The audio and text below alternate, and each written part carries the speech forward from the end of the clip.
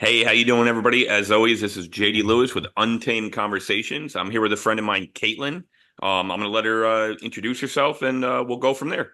Hi guys, my name is Caitlyn Murphy. I am 31 years old. I am married to the love of my life. I Woohoo! currently am working as an athletic trainer, which it's Athletic Training Month, and JD and I will be speaking about that later on. But a couple things about me. I have tons of pets. So if anyone does hear any pets in the background, I own a parrot and you could possibly hear him because we might not be able to edit it out because he actually talks. And occasionally the cats and the dogs are like banging at the door. So feel free to ignore that. Another thing about me would be I really enjoy teaching and educating students and educating people about like health and wellness. And I also love to read. All right, awesome. And she has actually talked to Hannah about reading. Hannah loves to read books as well, and they definitely get along. So I've known Caitlin now, I would say 6 years, correct? Yeah, as long as you and Tara have known each other, we probably have known each other as well. Yeah, it's been about 6 years, and I'm gonna throw it out there because this is hilarious. And first time I met Caitlin, and still to this day, 6 years later, I sometimes think she hates me, and not in a bad way. It's just Caitlin's personality. She has if she's not breaking your balls or more of a dry sense of humor, that means she doesn't like you. So she must love me. So we have a lot of fun together. And yeah, if you meet her for the first time, she's kind of just like Tara, where she can be not cold, but a little intimidating. I think also she was maybe looking out for Tara at the same time because obviously everybody knew when I met Tara, I was a divorcee with a child. So I'm sure all her friends and family were like, who the fuck is this guy? So, you know, Well, here's the thing. So Tara and I have known each other since we were born. Tara's about 6 months older than I am, and our dads were best friends. So I've known Tara since day one. Tara is like a sister to me, like a cousin. I treat her parents like aunts and uncles. They are like family. So when somebody new comes in, I always am kind of an asshole. It's just who I People tend to tell me that I'm pretty scary when they first meet me, but I end up being like cool. AK, that's what the kids say anyway, but I end up being fine. Once you get to know me and you realize that that's just who I am, I'm just dry. So people go, "Hey, how are you doing?" I'm just like, "Good." And that's just who I am. Like when you see me excited, there I have to be either really excited or I'm faking it. yeah, and I've seen I don't know if I've seen both, but I've definitely seen you very excited, obviously, your wedding day. And like, obviously other times at parties, you and I throwing back some drinks, I can definitely tell that I made a good decision choosing Tara and vice versa because her friends and family are pretty great and we all get along. But, again, that's kind of how we met. But I want to talk about Caitlin is a athletic trainer and this is Athletic Trainer Month. I don't know if I'm saying it correct. So March is National Athletic Training Month. Okay, very cool. Now, Caitlin, I'm gonna put you on the spot. Kind of explain to me what you do on a daily basis, why you wanted to become an athletic trainer, and what would you say some of the highlights of your career are to this date? Yeah, so an athletic trainer is very different than a personal trainer, and people get that very confused. So, an athletic trainer is a certified and licensed medical professional.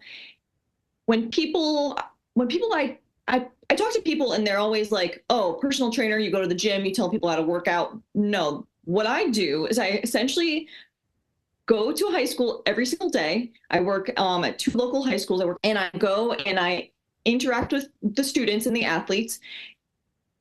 I like to break it down as simple as I wait for kids to get hurt. Yeah, yeah. That's that's pretty much what it is. Athletic training is about prevention. It is about examination of orthopedic injuries. It's looking at chronic and acute injuries. I would do anything from a small sprained ankle to doing resuscitation for somebody who has now been unconscious for multiple minutes and me getting onto the field. I'm trained from that little to figure out what to do in that little ankle sprain to figure out what to do when someone is completely unconscious, has no heartbeat, and now what?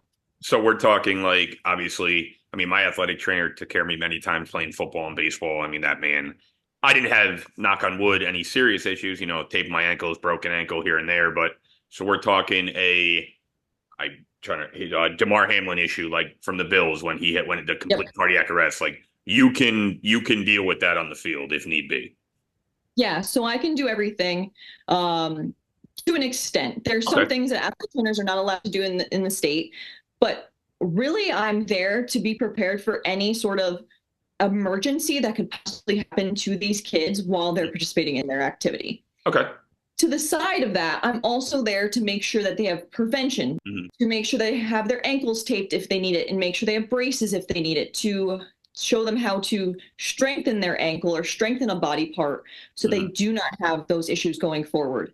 But I'm there for both. So I'm there for prevention, checking out the injury itself, examination. I'm there for emergencies and just wellness in general for the students. Okay. Awesome. Yeah. I mean, I know for like when I was in high school and whatnot and playing sports, my trainer would stretch me out before the game because he literally was my trainer all 4 years during football. So he knew exactly what I needed. I'd go into there and we'd stretch for 30 minutes. And I mean, I had some, he would pull me in before most of the others just because obviously, getting on the field, doing this, doing that, he'd make sure that I was ready to go. I mean, I owe a lot to my athletic trainer. I still talk to him to this day. He was a great man. Well, is a great man. He's not dead. But so let me ask you this. I mean, what got you into that? I mean, because just from talking to you and meeting you, you love animals so much. I could picture you as somebody who would want to be like a veterinarian or something or. So when I went to school, I originally, and this is going to be so funny too, I originally went to college for a history major. Okay. So when I first started looking at colleges, I was thinking about like archaeology, anthropology, historical restoration, along those lines, because that's kind of something I was good at. In high school, I was really, really good at history. Okay. Going into college and realizing how much all this stuff is going to cost. Yeah. And how much history was not, and anthropology and archaeology was not going to pay me. My mom and I kind of had a conversation about, is this worth it? I think if I was going to maybe get my doctorate in one of those things, it may or may not be worth it. So I kind of went for nutrition then, thinking, okay, that might be worth it. At the time, I was dating somebody. Okay. I transferred colleges the same place where he went to. So I went from a private university to a public university. Saved a lot of money doing that. Yep. So I ended up at Southern Connecticut State University. I've been there a lot. When I transferred there, my significant other at the time was like, oh, I'm going to try doing athletic training because he was a freshman. I was a sophomore. Yeah. And I went, I don't really know what that is. What is that? So I took a class on it. And ended up, he dropped out of that, didn't like it, all that stuff. And I ended up being out of like 60 kids that were starting in that class, being one of 12 that made it into the program. That's awesome. I mean, and it's funny, especially because it wasn't necessarily something that you knew if you wanted to do or not. Yeah, I never thought I'd want to do healthcare. I was not, you see me as like a very forward person, as a very like open, honest person. And I was not like that when I went into college. I was nervous. I was scared. Like working in healthcare is not something I saw myself doing. Yeah, it's definitely different, obviously, coming from, let's see what Tara does at school and then what Hannah's mom does in healthcare and this and that. It's like you really have to have some thick skin and kind of be outgoing. And I mean, I can definitely tell you are now. But again, like you said, in college, when you first went to college, you were kind of more shy and laid back. Yeah, that would definitely, I would say athletic training has helped open me up into the person like I am. Yeah. I'm not as afraid anymore. I have to argue with parents about whether kids need to see a doctor constantly. So it's really you either do it or you don't. So that's kind of like I had to trial by fire kind of thing. Yeah. So I kind of just went when I first started athletic training, I was definitely still nervous and afraid. But Hmm. now, 8 years later, is it 8 years? Almost 8 years later, I kind of had trial by fire. I had no choice but to become the person I am today. No, and that's awesome. I mean, it's definitely cool to hear. I mean, do you have, like bigger aspirations? Do you have like, let's say in the future, do you want to move on to colleges? Do you want to try to be a athletic trainer and like let's say the pros or anything like that? Or are you happy with where you're at, what you're doing, and you like doing what you're doing now? So this is another common misconception. Mhm. Pros and colleges don't pay that well. Really? Yeah, so I'm Interesting. Okay. making a decent living at this company I'm currently at. Yeah. Yep. That's very I'm very thankful for my boss. She really is pro. She's actually the head of the Connecticut Athletic Training Association. Oh, So that's she's awesome. very big into promoting the profession Okay. and making sure that the profession is getting paid correctly because athletic trainers don't get paid well throughout the country. Okay. Like in the state of Connecticut, athletic trainers that work at colleges do not get paid super well. Okay. I got you. I probably would say at this point in time, I probably get paid almost as much as they do, or exactly the same amount as they do. And they work 10 times more than I do. They work 7 days a week, Yep. 60 plus hours a week. Oof. And to me, it's not worth it to stop having family friends time. Yeah. Yep. Absolutely. The pros, they definitely make a little bit more money than a college.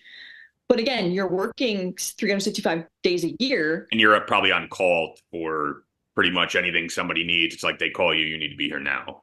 Yeah, and pros are a little different too because they athletic trainers like in high school or college, you're pretty much the person, the go-to person. Yeah. Yep.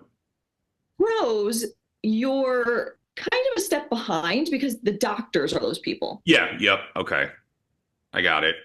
Where I enjoy the education portion and really having an impact on my high schoolers, Hmm. I feel like pros is would be a very different for me. I don't feel like that would be my niche. Okay. No, it definitely seems like it's what you're doing is what you love. I mean, you're taking care of the right people. You seem to fit in there well. Now, the two places you work for, they don't play each other ever, correct? They do. Oh, that's fun. They're rivals actually. So how does that work? Are you just in the middle of the field? So say, well, so say it's a basketball game. Up in the area that I work, basketball is their sport. They both of the schools do not have football, which I'm Okay. very lucky, and that's why I stay because I don't have any lights. I don't have to Yeah. be there that late in the evening. Yeah. It's pretty nice. Okay.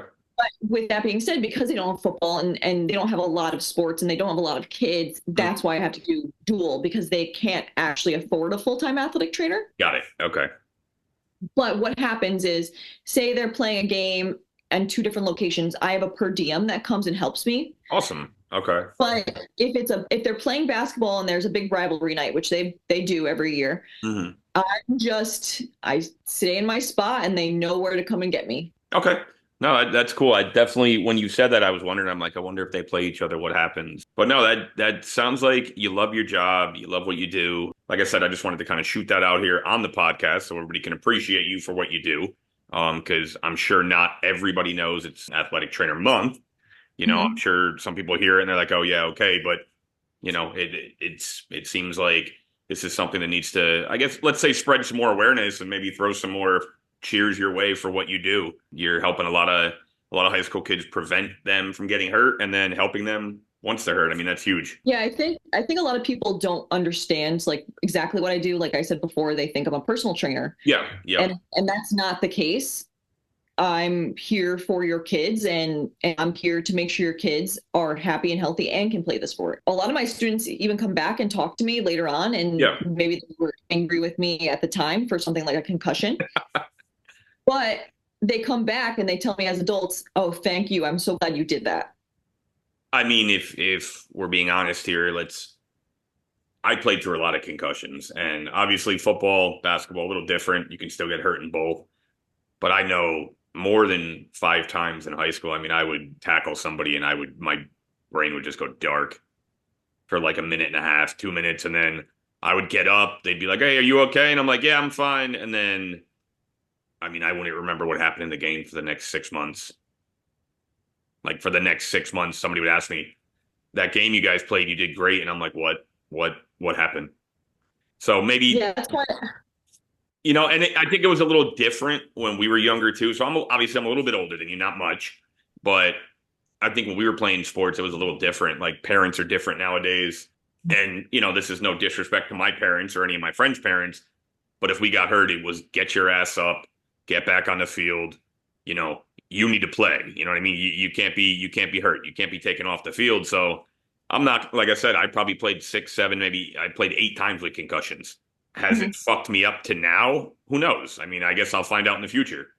This kind of is a perfect segue to jump into what we were going to talk about. I mean, with let's say you and me, I don't want to call it mental illnesses, but mental, depression and like especially me, which I've talked to you many times. I have health anxiety, like huge. I mean, I don't how many times have I texted you and been like this is going on, that's going on. And you're like, you're fine. Take a breath. I mean, I'll put it out there fully, and I don't mind doing it. I mean, when I back in the day when I got divorced, I had $600,000 in medical debt. Mhm. $600,000 of going to the doctors every single fucking day because I thought something was wrong with me. And I'm not surprised.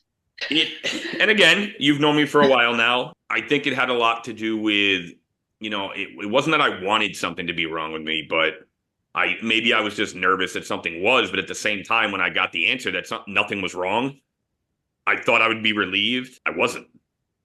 Like Mhm.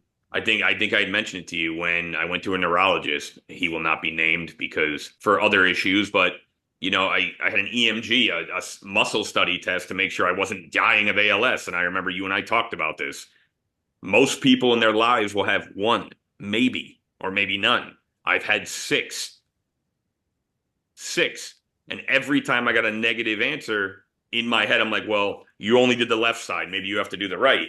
And they would be like, no, we did one side. You're fine. It'll show your whole body. You're fine. So like I said, that kind of segues into anxiety, depression, and I mean, like I said, we've talked a lot about it. You've gone through some things. I mean, where would you say you're at right now, and kind of where you started, even when we met, to where you are now? Are you think you're feeling better? You think that what's going on with you? So I have been diagnosed with anxiety and depression as well as ADHD. Hmm. So right now I'm currently med free, Okay. which I'm very proud of, but I also am very wary of. Yeah, absolutely. 2 years ago, I started medication for anxiety and depression, and I was on a steady slope of downhill spiral. I was in master's program for a few math classes as well as working full time it was just like out of COVID. Hmm. At the time during COVID, I worked at a hospital Yep. actually in the ICU. Okay.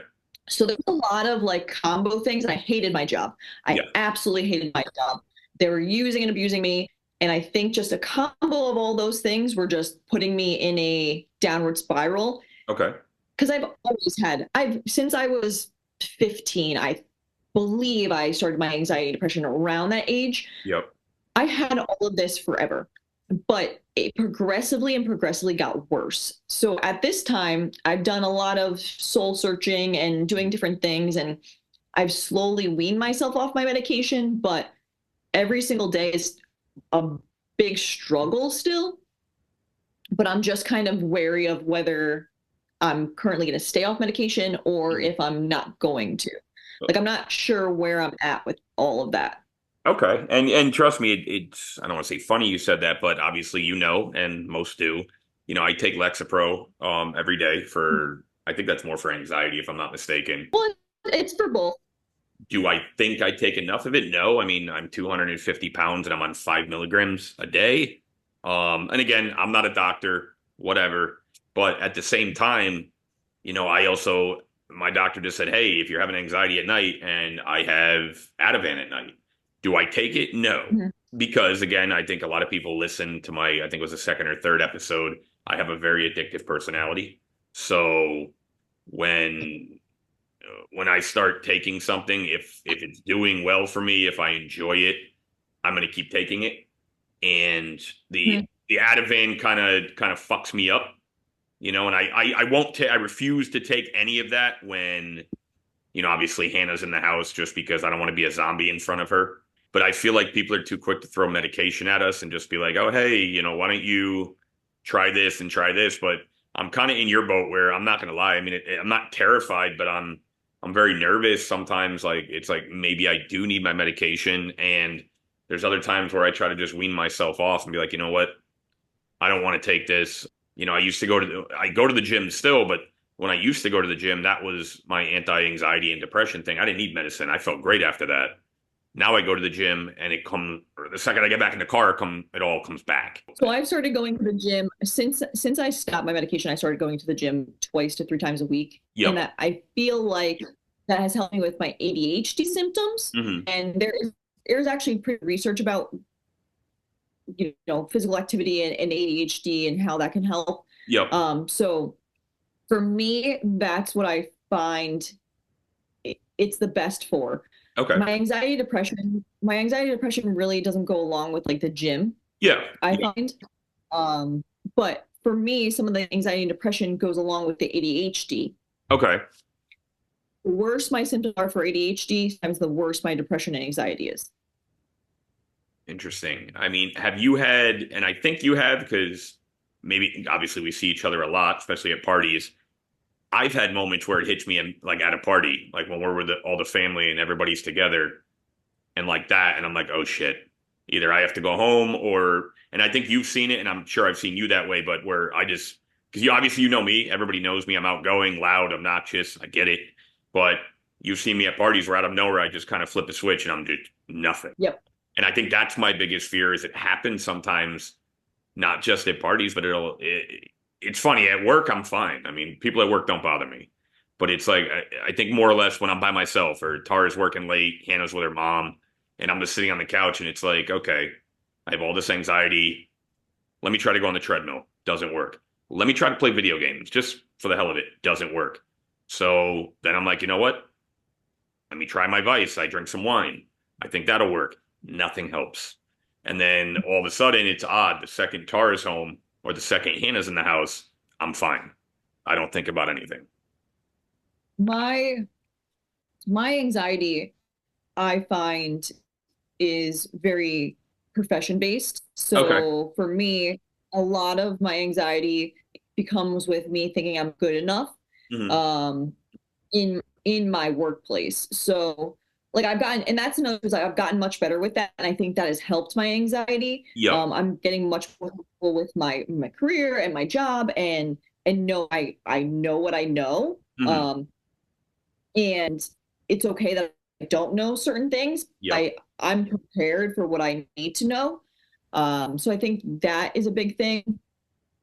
I also find that like certain schedules make me more anxious or not like I'm get very overwhelmed very easily, which Okay. then leads to my depression and anxiety. Hmm. So if I am so busy, and I used to make myself busy to stop my anxiousness, Hmm. I think I was doing the opposite. That was me. I thought it was going to help and it didn't at all. Yeah, and I think that's the problem is like you make yourself busy so that you don't get anxious, but it's doing the exact opposite because you are so worried about your schedule Yep. and making sure you're going to everything and doing everything that you actually make yourself anxious. Yeah, and that makes perfect sense because I mean, it's funny. I guess it's funny, I'll have my moments where it's like I don't know I feel like what the fuck's wrong with me? What's going on? And Tara will be like, "You're fine. There's nothing going on. Just relax." And at the same time, I can't relax, and she understands that, so she doesn't get mad at me, doesn't freak out. But I think that's why I'm sure, obviously, I know your husband, great guy, and I think he understands that too. That's why I think you guys get along so well. And I think that's why Tara and I get along so well. She doesn't take it personal also when sometimes I might lash out or I might, I'm never cruel, but sometimes I might lash out, say something stupid or say something because I'm going through something and she's not sitting there berating me. She understands what's going on. Yeah, and I think for me, my overwhelm kind of gets I get angry. I don't know how to control my emotions that way. So I think sometimes that maybe that's where I need to start looking at psychiatric help, is like to figure out that anger portion of it. Because it's not fair. It's not fair to either of our significant others that we're lashing out in a certain way. So it's not the same, you know? Yeah, no, I agree, and I think that that's what, like I said, I think that we met the right people. It definitely helped. But you've known me now, like I said, 6 years. Not to be like morbid, but I go into a dark place, and obviously it's not a good thing. But Mhm. I've had my moments where I'm just like, fuck, man, is any of this worth it anymore? And that's not a good place to be, especially, with a family, with a child, with everything going so well. I try to look at that and then I'm like, you know what? But something can just fuck me up overnight and just ruin everything. Mhm. And I'm trying to, I guess you could say, figure that out. It's not very easy. And it seems like you're doing a great job with it lately. So, I might have to pick your brain another time and figure out kind of how you're getting so much better with it because I have my moments and I am getting better, but it's not to the point where I want to be yet. I've done a lot of work on myself too. So it's like, don't take any of that lightly. I don't even want the listeners to take that, like what I say, lightly, because I've done years of therapy, years of personal work to get to the Mm. place I'm now. So I don't want anyone to think that this is just something that came easily to me. That's good to know because I'm sure a lot of people who are listening, and obviously, people sometimes think, oh, well, it must have been easy for you. It must have been easy for you, or how about me? Like exactly what I'm saying. Like I think it's the most difficult thing in the world for me. I would rather learn 10 new trades instead of trying to figure this out every single day.